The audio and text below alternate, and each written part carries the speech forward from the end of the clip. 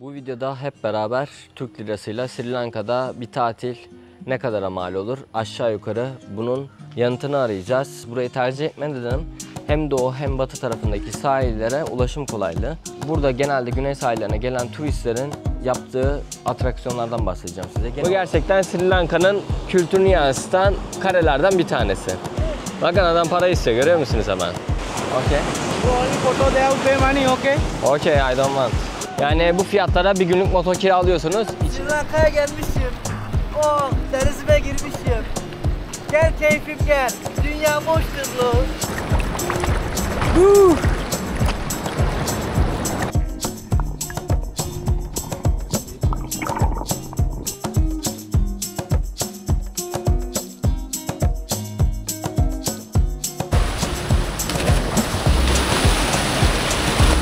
Buralara gelirseniz bence mutlaka deneyin eğer vaktiniz varsa. Bunları çünkü dışarıda bulmanız biraz zor, restoranlarda bulmanız biraz zor.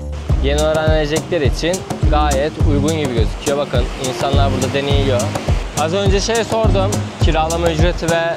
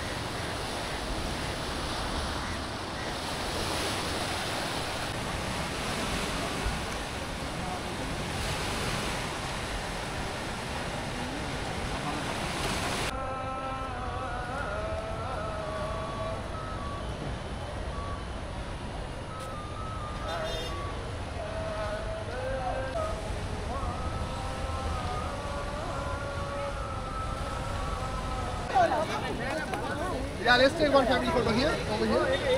Right, amazing.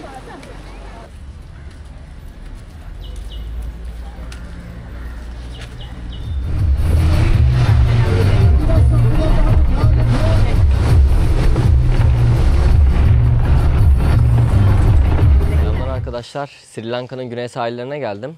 Bu videoda hep beraber Türk lirasıyla Sri Lanka'da bir tatil ne kadara mal olur? Aşağı yukarı bunun yanıtını arayacağız. Buralar güzel mi değil mi beraber keşfedeceğiz, göreceğiz. Öncelik olarak kaldığım yerden başlamak istiyorum. Ben düşük bütçeli, sırt çantalı bir gezgin olarak şu anda bu şekilde bir hostelde kalıyorum. Hosteli gezdireceğim size birazdan. Buraya günlük yaklaşık 6 dolar ödüyorum. Yani daha ucuza da hostel bulabiliyorsunuz. Daha ucuza da var, daha pahalıya da var. Artık kendi bütçe ve konforunuza göre farklı yerlerde bulabilirsiniz. Buradan daha ucuza, daha güzel yerler de var. Fakat işte burada farklı etmenler de devreye giriyor. İşte sahile yakınlık, plaja yakınlık veya turistik yerlere yakınlık. Bunun gibi diğer etmenler de devreye girince fiyatlar biraz değişebiliyor açıkçası. O yüzden bu konularda da sizlere biraz bilgi vermeye çalışacağım. Genel olarak böyle yerlere geldiğimde dikkat ettiğim noktalardan bir tanesi keyifli vakit geçirebileceğim alanları var mı? Bu önemli oluyor benim için. Gün içinde dinlenebileceğim veya işte çıkıp oturabileceğim bir yerler var mı? Bu benim için genelde önemli oluyor. İşte bizim güney sahillerinde genelde işte Olimpos taraflarında bu şekilde çardaklar bulunur. İnsanların keyifli vakit geçirebileceği alanlar bulunur ki işte insanlar hostele dönüp geldiğinde sadece yatağında vakit geçirmesin. Çıksınlar işte ortak alanlarda hem sosyalleşebilsinler hem de keyifli vakit geçirebilsinler diye bu tür ortak alanlar önemli arkadaşlar.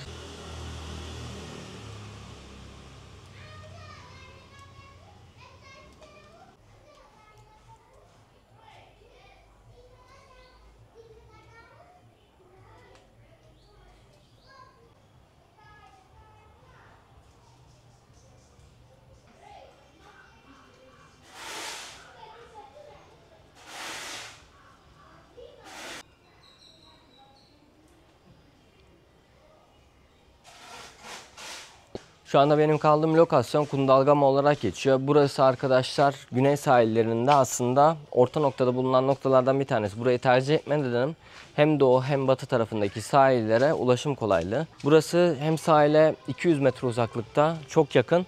Onun dışında ana yolu da çok yakın. Ana yoldan tuktukla veya otobüslerle, otobüsler çok sık geçiyor arkadaşlar açıkçası. Sri Lanka'da otobüsle birçok yere çok rahatlıkla ulaşabilirsiniz. Hatta tren istasyonu da var fakat trenler her zaman olmuyor. Saatlerine önem vermeniz gerekmekte. Eğer farklı bir yere gitmek istiyorsanız bunlara dikkat etmeniz gerekmekte. Fakat burada genelde güney sahillerine gelen turistlerin yaptığı atraksiyonlardan bahsedeceğim size. Genel olarak insanlar burada motor kiralıyorlar. Uzun süre kalacak olan insanlar genelde motor kiralıyor burada. Bakın şurada motorlar var. Veya burada da var aynı şekilde. Bizim hostelde kalan arkadaşların da kiraladığı motorlar var. İnsanlar burada motor kiralıyor. Surf tahtasında ya gittiği plajda kiralıyor ya da kendi surf tahtası varsa motoruna onu da koyabiliyor. Bu şekilde sahillere gidip işte surf yapıyorlar. Onun dışında size hosteli gezdireceğim. Ben şu anda Nature Rex diye bir tane hostelde kalıyorum. Buraya herhangi bir anlaşma vesaire bir şeyim yok. Sadece kaldığım yer üzerinden size bir örnekle göstereceğim. Dediğim gibi siz kendi konfor veya bütçenize göre daha düşük veya daha yüksek kalitede yerlere bakabilirsiniz. Yani bana fiyat sormanıza gerek yok. Ben aşağı yukarı fiyatı veriyorum. İşte 4 dolardan başlıyor hostel fiyatları. Yukarıya kadar artık nasıl bir şey istiyorsanız. Şimdi bakın adam burada çok güzel yerler yapmış. Şöyle göstereyim. Yani balık havuzları, süs havuzları. Yani buraya geldiğinizde açıkçası ben şeyi hissettim ya. Böyle rahat bir yerde olduğumu hissettim. Bu yeşil ortam, beton, tadelik. Bu insana gerçekten farklı şeyleri hissettiriyor. Tasarım ve dizayn olarak bence güzel dizayn edilmiş bir hostel. Mutfak konusuna değinecek olursam, Sri Lanka'da genelde hostellerde mutfak olmuyor. Olanlarda da gerçekten çok basit şeyler olduğunu söyleyebilirim. Bakın burada dolap bile yok. Sadece bir tane ocak var. Yani tava var bir tane. Ufak kapkacak, hepsi bu kadar. Yani genelde insanlar burada ya dışarıda yemek yiyorlar ucuz olduğundan dolayı ya da işte basit şeyler pişirerek öğünlerini geçiriyorlar diyebilirim. Farklı hosteller var. Mesela benim buraya yakın baktığım farklı bir hostel daha vardı. Oranın mutfağı buradan çok daha iyiydi ve buradan daha ucuzdu. Fakat o sahile bir tık daha uzaktı mesela. Orada yer kalmadığı için ben buraya geldim. Burası hoşuma gitti. Muhtemelen burada birkaç gün kalacağım. Şimdi size hostelin içerisini de göstereceğim. Burası da ortak oturma alanlarından bir tanesi. İçerisi karanlık. O yüzden ışık düşük olabilir. Açmak da istemiyorum açıkçası. Kitaplar falan var. Böyle oturup vakit geçirebileceğiniz alanların olması bence önemli. Şimdi bizim odada bir arkadaş dinleniyor fakat kısadan bir göstermeye çalışayım size. Bizim kaldığımız 4 kişilik bir oda. Paylaşımlı oda. İşte odada priz bulunuyor, ışık bulunuyor. Onun dışında eşyalarını koyabileceğiniz bir alan var. Buranın eksisi bence kilitli bir dolabının olmaması. Bir de size şey göstereyim, banyoyu göstereyim. Banyo da benim tasarım ve dizayn olarak çok hoşuma gitti. Bu şekilde tasarlanmış. Bakın beton.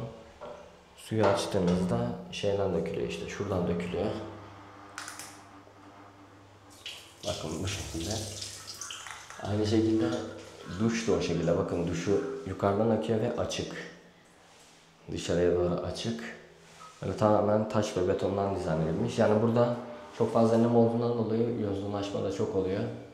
Onlara çok fazla takılmamanız lazım ki bulunduğunuz ortamdan keyif alın. Bakın buradan baktığınızda direkt kokonat ağacının palmiyeleri görebiliyorsunuz.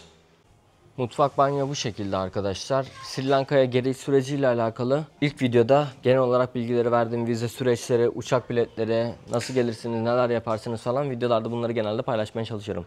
Bununla ilgili bilgi almak isterseniz eğer diğer videolara bakmanızı öneririm. Şimdi bilgileri verirken biraz da örnekleyerek vermeye çalışıyorum ki gelecek insanların da aklında soru işareti kalması. Örnek veriyorum, uzaktan çalışan bir freelancersınız, dijital göçebesiniz diyelim. Böyle bir yere geleceksiniz. Sizin için ne önemli olur? Çalışabileceğiniz alanlar veya işte internet kullanımı. Şimdi ben de YouTube videoları çekiyorum, yüklüyorum, düzenliyorum vesaire. Bunlar benim için de önemli. O yüzden kendim üzerinden de örnek vermiş oluyorum aslında.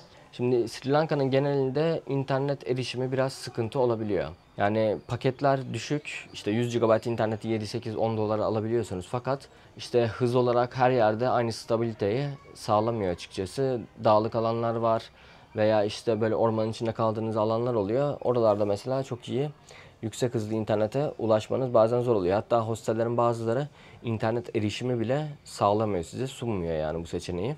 Şimdi buradaki hostellerde benim gördüğüm ve dikkat ettiğim şey genel olarak dijital göçebelere güzel şeyler sunuyorlar. Ne gibi güzel şeyler sunuyorlar? Şurada bakın sincap var. İniyor. Şimdi dijital göçebesiniz diyelim. Burada işte hem çalışırken, vakit geçirirken aynı zamanda şey de yapmak istiyorsunuz. Keyifli vakit de geçirmek istiyorsunuz. Ne bileyim işinizden arta kalan vakitte gelip surf yapmak istiyorsunuz veya farklı şeyler yapmak istiyorsunuz diyelim. Burası mesela o bakımdan avantajlı bir yer. Neden?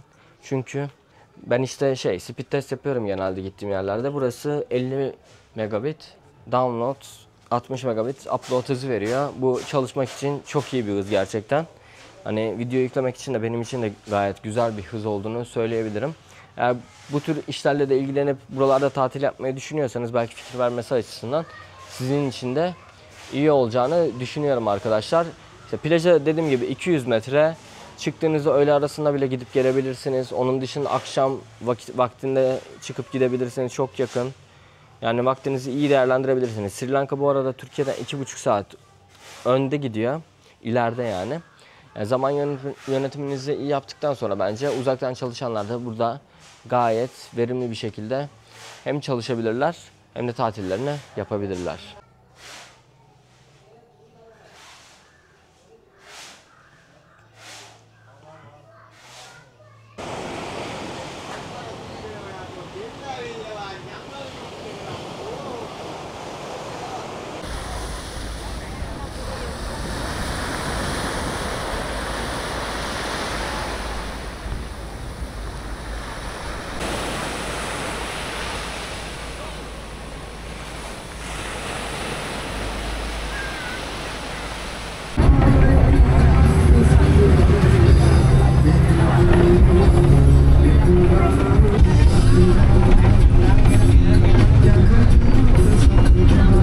İkinci günden merhabalar arkadaşlar. Şimdi bizim kaldığımız yerden Koggala diye bir sahile geldik. Burada ne var?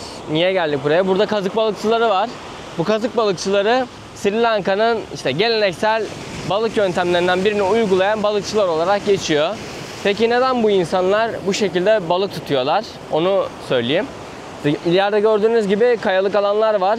Bir de burada işte suyun yükseldiği ve alçaldığı dönemler oluyor. Suyun alçaldığı dönemlerde insanlar gelip işte buradaki kazıklara bu şekilde çıkarak ne yapıyorlar? Balık avlıyorlar. Bakın ellerinde bir tane kamışları bulunuyor. Adam kazığın üzerine çıkıyor. Çıktığı kazıktan da balık tutuyor. Yanlarında da balıkları tuttukları bir tane kovaları oluyor. O kovalara tuttukları balıkları koyuyorlar. Fakat günümüzde artık burası daha çok turistik bir amaca bürünmüş.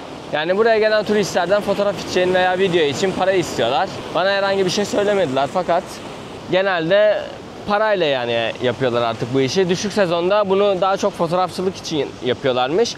İşte yüksek sezonlarında, kendilerine göre yüksek sezonda işte balık tutuyorlar ve bu tuttukları balıklardan gelir elde ediyorlar.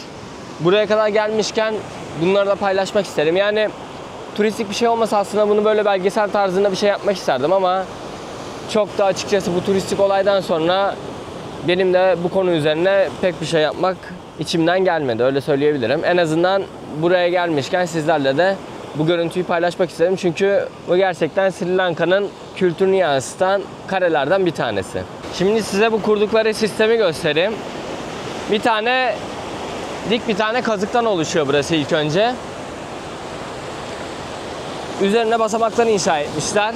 Tabi buraya oturabilecekleri yeri göstermek için basamakları var gördüğünüz gibi. Şurası da oturacağı bölme. Buraya da muhtemelen sepetlerini koyuyorlar. Ayubovan. Ayubovan. How are you, sir? Good. Good. Money.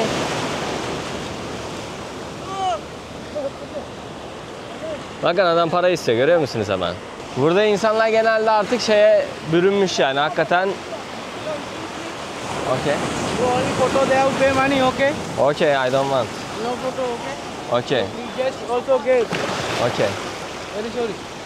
Okay. You want 2,000 rupees, they have pictures. Oh, okay. It is good money, yeah? Easy money. Yes. Just sit and take money, okay? Excuse me. No pictures, okay? It's not picture, it is video. video. Okay? Okay. Bak görüyor musunuz nasıl agresifleşiyorlar? Hemen 2000 istiyor ya. Şurada oturacak adam. Ben de ona 6-7 dolar para ödeyeceğim. Onun fotoğrafını çekeceğim de şey yapacağım. Yani böyle turistik yerlerde arkadaşlar işte kolay yönden para kazanma yöntemini genelde insanlar buluyor. Tabii ben şimdi saygı duyuyorum. Adamların hani işi bu. Buradan da bir gelir elde etmeye çalışıyorlar. Fakat yani bunun yapılma şekli bence çok yanlış. Bunu nasıl yaparsın mesela? Bir tane şuraya ofis kurarsın, dersin ki bizim böyle bir olayımız var. İşte rehberle biz olayı size anlatalım. Bir tur ücreti ödeyin, bir giriş ücreti ödeyin vesaire dersin. Bir bilet kesersin. Dersin biz buna bu şekilde başladık. Bu şekilde yapıyoruz. Tanıtırsın güzelce. Yok ben sana para vereceğim de bir tane fotoğraf çekeceğim. Oldu anasını satayım. Ne güzel. Kolay yöntemden işte para kazanma yöntemi. Bakın turistler de geliyor işte böyle.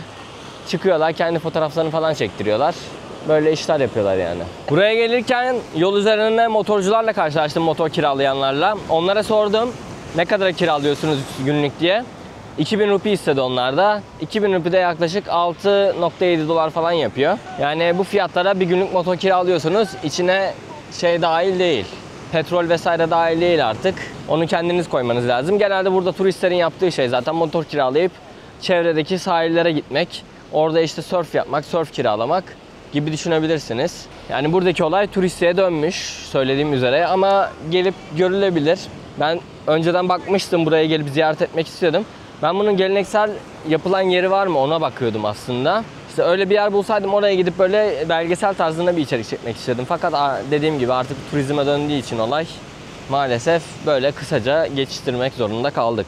Aynı zamanda size buradaki insanların yaptığı şeylerden de bahsedeyim biraz. Size geliyorlar işte bir şeyler satmaya çalışıyorlar. İşte esrar, kadın.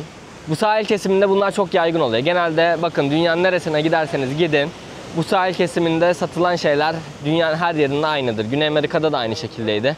Hemen gelir bu sahildeki kolay para kazanmaya çalışan insanlar size işte muhabbet kurmaya çalışır. Biz zaten otobüsten indik koşarak geldiler üstümüze düşünün. Şey diyor işte esrar ister misin? İşte yok diyorum istemiyorum diyorum. Sürekli geliyor böyle taciz ediyor. Ondan sonra işte diyor şey kadın ister misin falan filan diyor. Böyle bir ticarete dökmüşler olayı. Yani güzel bir ülke, güzel insanlar fakat bu yönü de var buranın. Bu yönünü de paylaşmak istiyorum. Karşılaşacağınız şeylerden bir tanesi de Sri Lanka'da bu. Burada Çinli arkadaşlara denk geldik. Bakın böyle bir drone kaldırıyorlar. DJ'in yeni çıkan drone'larına. El kadar. Bizimle videomuzu çektiler, gönderecekler. Şimdi göndeririz eğer koyarım bakarsınız. Böyle çevremizde döndü. Çok güzel, kullanışlı bir drone ya. Ufacık baksanıza. Ya artık nerelere geliyor olay yani. Yengeçlere bakın. Evet. Kaya diplerine bakın geziniyorlar. Şurada kayanın üstünde de var. Gidiyor bakın. Burada yengeç böcek gibi ya hakikaten. O kadar çok var ki çok yakından görebiliyorsunuz. Bakın orada da var.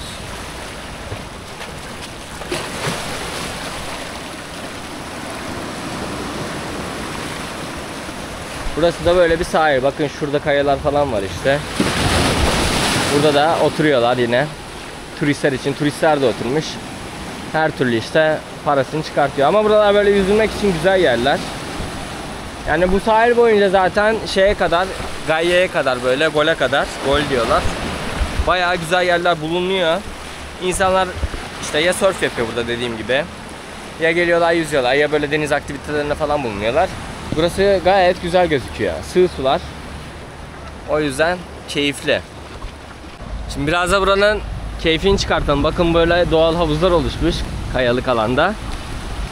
Şelale gibi akıyor kayaların üstünden su dalga vurduğunda, çok güzel. Böyle doğal havuz ya bildiğiniz ve çok temiz. Biraz gidelim burada. Şu arkamızda da hemen şeyler var. Bakın böyle ağaçlık alanlar var, çim alanlar falan var. Gerçekten gayet keyifli. Ya bu sahil boyunca bulabileceğiniz birçok yer var bunun gibi. O yüzden buralarda geze geze işte sahillere baka baka vakit geçirin. Oh birden de bakın şurada şelale gibi oluşuyor dalga vurunca, görüyor musunuz?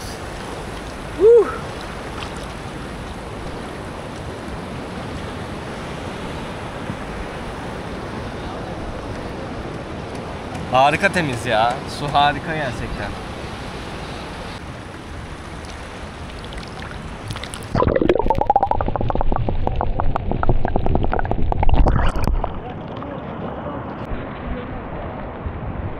Doğru diyorsun da hacı. Bakın şelale gibi. Çok güzel geliyor. Bir dalalım bakalım kamerayla. Kamerayı hiç ben suda test etmemiştim daha öncesinde. Görelim nasıl.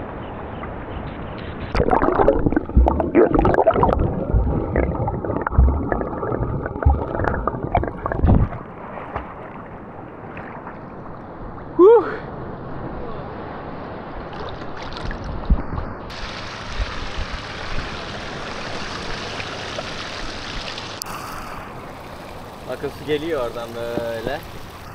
Harika burası ya. Bildiğin havuz ya burası. Bak baba bak. Sri Lanka'ya gelmişim. Oh denizime girmişim. Gel keyfim gel. Dünya boştur lo. Ah! Baba dalga nasıl geliyor?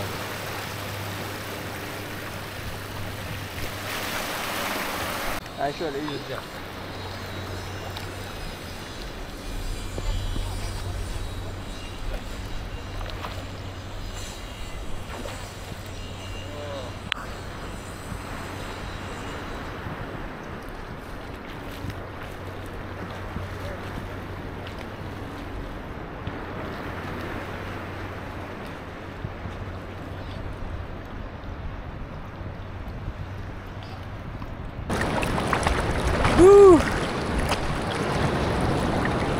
Türkiye'de kış yaşanırken Sri Lanka'da yazı yaşıyoruz. Oh. Gerçekten Türkiye'de böyle hani kış zamanı tatil yapılabilecek bence en güzel yerlerden bir tanesi Sri Lanka ya. Bakın buraya ne plaj ücreti ödüyorsunuz, ne birisi gelip şey yapıyor. O hani turist sokaklamaya çalışanlar var da onlar her yerde oluyor zaten, yapacak bir şey yok. Ama gayet kendiniz keyifle vakit geçirebiliyorsunuz buralarda. Dostlar, biraz da tatil yapalım ya. Çok çalışıyoruz hakikaten. Biliyorsunuz. Oo! Videolar için bayağı emek veriyoruz. Biz de işte buralara gelmişken birkaç günde bir tatil yapalım.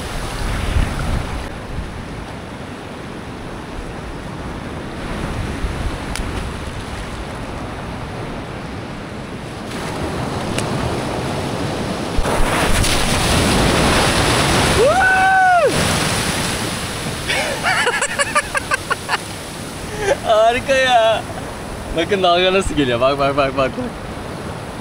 Bak. Oo! Bu küçük geldi. Yaşıyoruz ya bu hayatı. Bazen yaşıyoruz bu hayatı valla. Hakikaten keyifli yerler.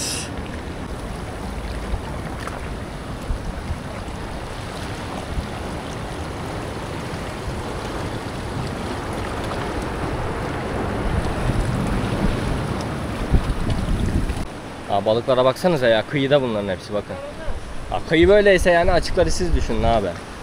Renkli renkli balıklar var bakın şurada, mavi falan.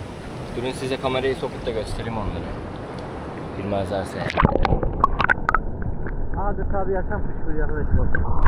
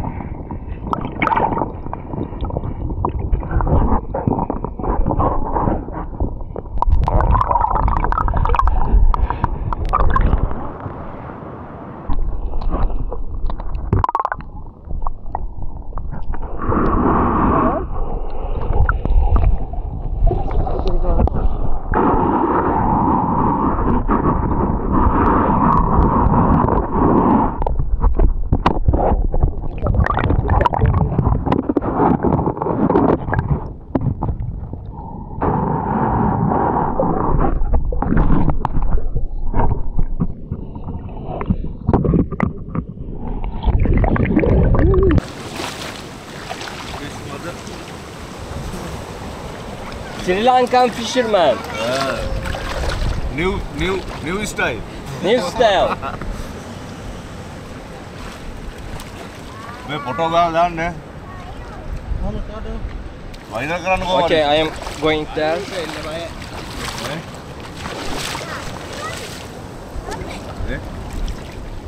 이것은 그냥 이거 약간 약간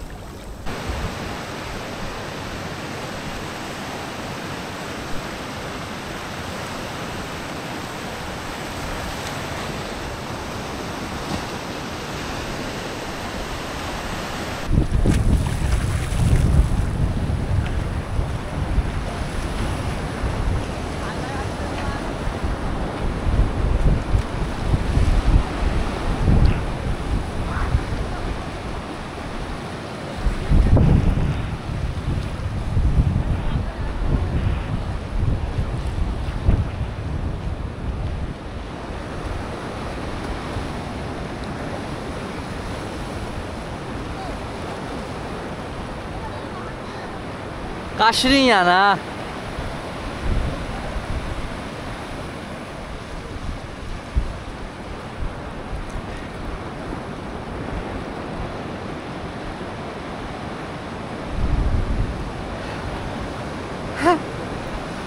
Aha devrilecek. Ben sana dedim.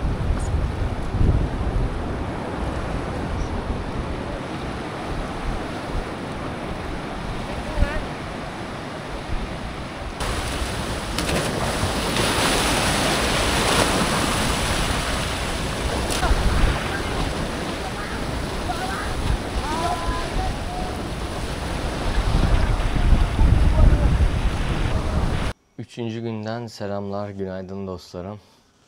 Kahvaltı hazırlıyorum şimdi.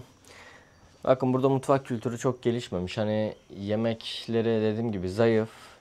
Kendiniz bir şeyler yapmak isterseniz her yerde de mutfağa erişiminiz olmuyor açıkçası. Hostellerde falan çok fazla mutfak olmuyor.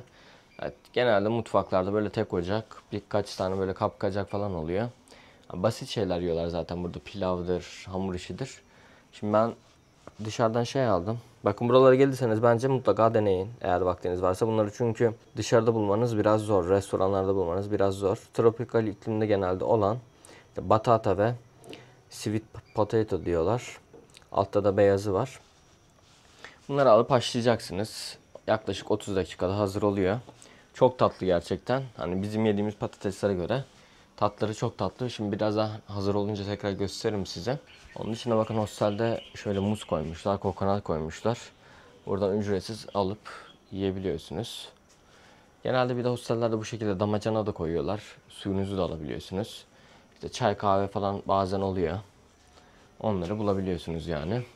Şimdi kahvaltı yapalım, ondan sonra tekrar bu bölgede gezintiye çıkacağız beraber. İkinci olarak kahvaltıda genelde ya da böyle ara öğünlerde sıkça tükettiğim papaya ve muz var. Bu papaya biraz olgunlaşmamış ama genelde olgunlaşmışını buluyorum. Bugün bulamadık, böyle oldu. Papaya muzu da burada genelde çok uygun fiyatlara alabiliyorsunuz. Yani burada yiyebileceğiniz en uygun meyveler genelde papaya ile muz oluyor. Ben ikisini karıştırıp yiyorum bu şekilde. Ya, tropikal iklimdesiniz. İşte buraya gelip de böyle elma yiyeceğim, ne bileyim nar yiyeceğim. Öyle hani bizdeki meyvelerden yiyecekseniz eğer onlar pahalı. Bir tane elmaya 15 lira veriyorsunuz mesela. 20 tane çikolata muza da aynı parayı veriyorsunuz. Tercih sizin. Yani geldiğiniz yerlerde ne yetişiyorsa, ne ucuzsa, yerel neyle besleniyorsa, ne yiyorsa siz de onları yiyip içerseniz eğer gayet uygun fiyatlı ve güzel şeyler yiyorsunuz, öyle söyleyebilirim. Evet, patateslerim hazır bakın. Birinin içi bu şekilde turuncu oluyor. Diğerinin ise böyle daha bizim patatese benzer. Yaklaşık işte 30-35 dakikada haşlayınca hazır oluyor. Şimdi deneyeceğim. Yani zaten denedim, dün de alıp yemiştim ben. Buralarda yiyecek bir şey bulamadığımda kolay hazırlanan şeyleri de tercih ediyorum. Güzel oluyor. Kabuğuyla yiyorum ben genelde. O yüzden haşlamadan önce güzelce yakıyorum bunları. Çok güzel ya. Tek başına yediğinizde bile gayet tatlı, besleyici şeyler. Buralara gelirseniz bence deneyin. Bunları restoranda pek bulamazsınız. O yüzden manavlara gidip kendiniz batata veya sweet potato derseniz gösterirler. Veligama sahiline geldim. Bakın burası epey kalabalık. Bayağı da uzun bir sahil. Voleybol oynayabiliyorsunuz, surf kiralayabiliyorsunuz, diğer atraksiyonları yapabiliyorsunuz. Birçok insan burada surf deniyor. Bakın. Yani şu anda gördüğüm üzere dalgalar da böyle yeni öğrenecekler için gayet uygun gibi gözüküyor. Bakın insanlar burada deneyiyor, test ediyorlar. Az önce sordum, kiralama ücreti ve board kiralarını sordum. Onun fiyat bilgisini de vereyim size. Board kiralamak isterseniz eğer herhangi bir ders almadan 1000 Sri Lanka rupisi ödüyorsunuz. O da 3 dolardan biraz daha fazla yapıyor. Bakın herkes öğreniyor burada. Gayet güzel gözüküyor açıkçası. Eğer ders almak isterseniz 4000 Sri Lanka rupisi söyledi. O da işte yaklaşık 13 dolar civarına falan denk geliyor. Eğer ders almak isterseniz. Yani fazla saat kiralarsanız eğer 2,5 saat, 3 saat, işte 3 saat kiralarsanız 2500 falan olduğunu söyledi. O şekilde yani. Genel olarak bu videoda işte Türk lirasıyla buralarda tatil yapabilir misiniz? Ne fiyatlara neler yapabilirsiniz? Bunlara değinmeye çalıştım. Umarım faydalı olmuştur. Kafanızda bir fikir oluşmuştur burayla ilgili. Sormak istediğiniz sorular olursa eğer biliyorsam dönmeye, yanıt vermeye çalışırım. Instagram'dan veya yorumlardan bana ulaşabilirsiniz. Yani Güney sahillerinde benim aktaracaklarım bu kadar açıkçası. Ya burada çok fazla sahil var açıkçası. Hani bir hafta gelseniz bir hafta bile yetmeyebilir. Çok fazla sahil var. Ben birkaç tanesinde bulundum sadece. Gayet keyifli yerler olduğunu söyleyebilirim. Ama surf için ilk defa bu kadar kalabalık bir yer gördüm ben. Benim gittiğim sahillerden bahsediyorum. Başka daha kalabalık olan yerler vardır illaki ama benim ziyaret ettiğim noktalarda en kalabalık yer burasıydı. Burası da bildiğim kadarıyla ünlü bir yer zaten bunun için.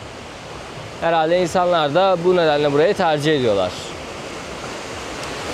Bir sonraki videoda o zaman görüşmek üzere diyeyim.